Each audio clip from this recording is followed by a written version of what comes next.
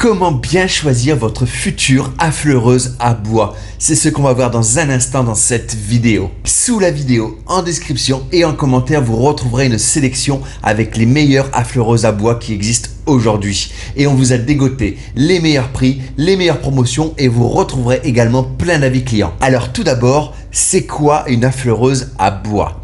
La fonction première d'une affleureuse consiste à mettre à niveau deux pans de bois précédemment rassemblés. Cet outil électroportatif utilisé par les menuisiers, ébénistes et bricoleurs permet d'effectuer des travaux de précision comme le profilage d'un grand nombre de matériaux tels que le bois brut, le plastique, le stratifié, l'aluminium ou encore le placo-plâtre. Utilisée en rénovation, elle permet en complément d'un bon ponçage de chanfreiner, c'est-à-dire adoucir les angles d'un meuble en pratiquant une petite coupe en biseau sur l'arête vive, de moulurer des arrêts en bois massif ou d'arrondir les arêtes d'une table. Cet outil devient un instrument créatif, voire artistique, pour qui souhaite réaliser des motifs minutieux dans le bois comme des fleurs, des lettres.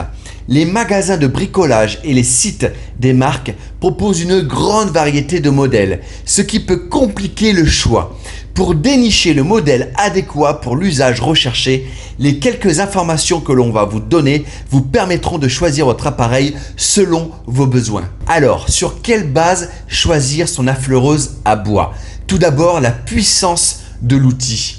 Elle peut varier de 400 watts pour une utilisation occasionnelle à 1000 watts pour un usage professionnel régulier. Une puissance de 700 watts est un bon compromis pour un bricoleur intermédiaire qui souhaite se familiariser avec l'outil. Voyons maintenant la vitesse de l'appareil.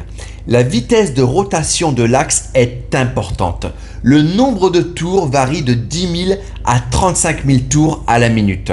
Pour effectuer des petits travaux de bricolage, on peut choisir un appareil équipé d'un moteur de puissance moyenne approchant le minimum de tours. Sur un matériel plus haut de gamme destiné à un usage intensif, mieux vaut opter pour un modèle équipé d'un régulateur de vitesse.